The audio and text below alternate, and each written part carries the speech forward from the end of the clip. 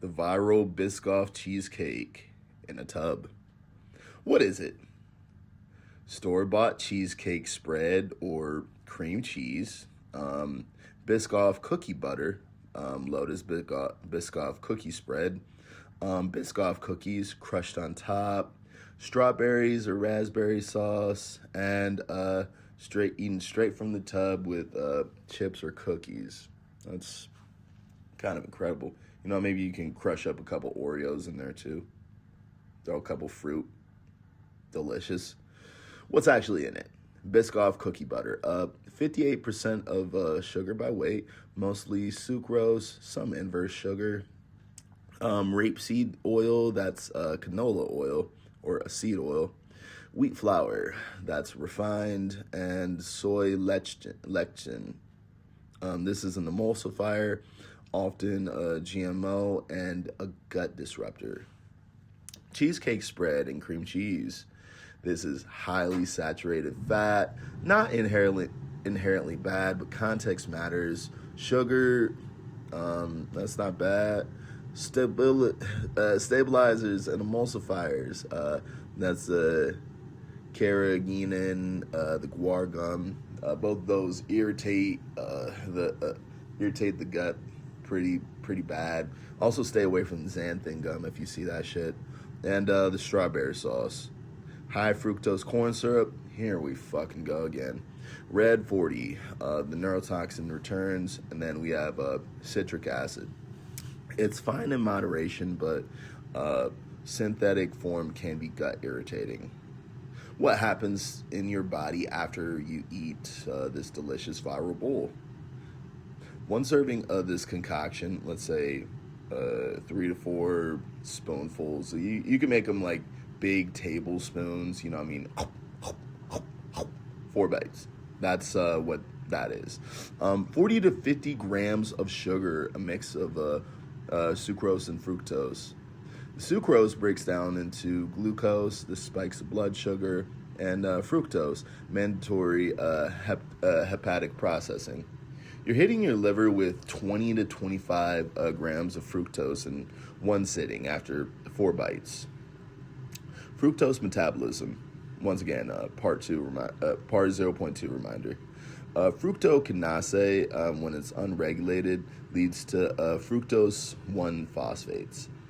This bypasses phosphofructokinase, or no speed control, and this rapidly converts to lactate that releases into the bloodstream, and triglycerides versus de novo lipogenesis.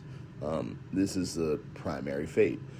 And de novo lipogenesis means the sugar turns to fat. You know what I mean? The result, hepatic fat accumulation.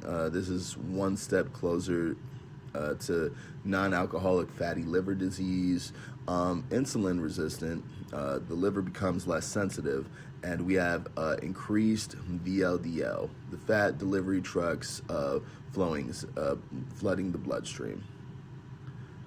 Step 2, the seed oil, the canola and the Biscoff. Yeah, motherfucker, we're breaking this all down. Canola oil, that's 21% of omega-6 linoleic acid. This is highly processed. Hexane extraction, deodorization at high heat, and then this is oxidized way before it even reaches your mouth. In your body, this goes for lipid preoxidization. This damages your free radicals. This incorporates into cell membranes, makes them fragile and more inflammatory, and this oxidizes LDL cholesterol or atherosclerosis.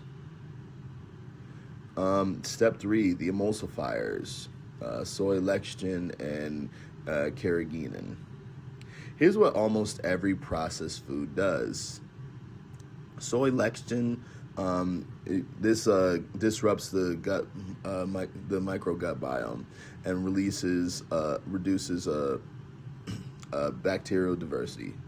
Next, we have increases in intestinal permeability or leaky gut, and next we have This may contain glyphosate residual if it's GMO soy. You know what I mean? Carrageenan.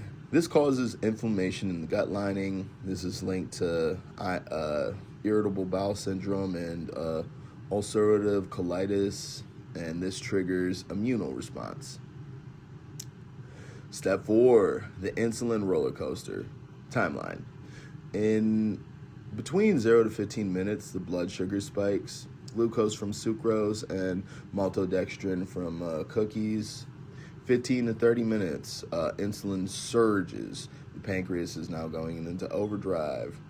30 to 60 minutes, blood sugar crashes. Insulin overcompensates. And 60 to 90 minutes, intense hunger, cravings, hypoglycemia, and ghrelin release. You just triggered the binge cycle. The metabolic aftermath. Immediately.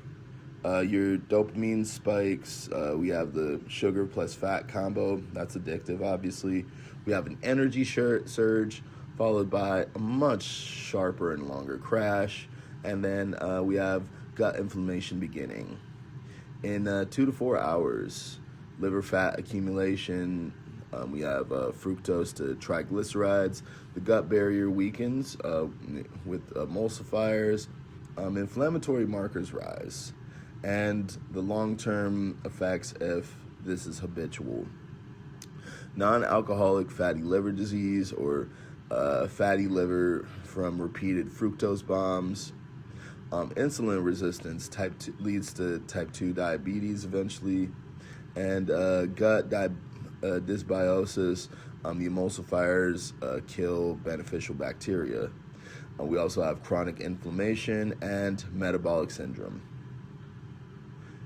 Now, this hyperpalatable junk is designed to override your satiety signals. The massive sugar overload, the fructose leads to liver fat. Seed oils, inflammation, and they're inflammatory and oxidizing. Emulsifiers, gut barrier destruction. Artificial dyes, those are neurotoxic, and zero micronutrients. What's missing from the cheesecake? We have fiber to slow absorption and to feed your gut bacteria. Protein, satiety, and muscle preservation. Minerals. This has calcium from cream cheese, but no magnesium or potassium to balance it, and any real nutrition whatever. This is a food-like product, not food. The pattern across viral trends.